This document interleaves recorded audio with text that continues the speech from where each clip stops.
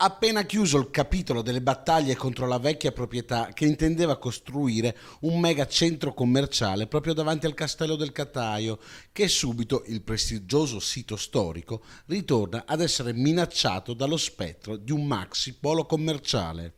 A denunciarlo è il comitato Lasciateci Respirare. Secondo gli ambientalisti, il passaggio di proprietà ad un nuovo fondo di investimenti riapre la possibilità di nuove imponenti costruzioni.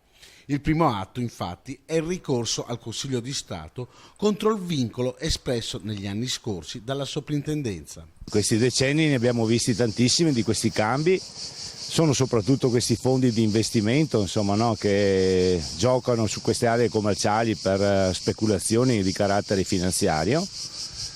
Non siamo sorpresi ovviamente nemmeno del ricorso al Consiglio di Stato che mettavamo in preventivo. Lascia comunque un po', diciamo così, qualche sospetto il fatto che si faccia un'operazione di questo tipo, di questa entità, nel momento in cui non sia ancora chiaro qual è il destino dell'area. Sull'area oggi non è possibile edificare, essendo in atto dall'aprile del 2018 il vincolo di tutela indiretta del Cataio emesso dalla Soprintendenza e confermato un paio di mesi fa dal TAR Veneto.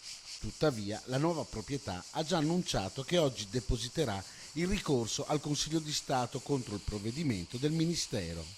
I comitati ambientalisti si dicono pronti a nuove battaglie per salvare l'area. Chiaramente è una cosa che mette di nuovo in allarme, in attenzione tutte le realtà associative che in questi anni si sono mobilitate proprio per impedire questo scempio.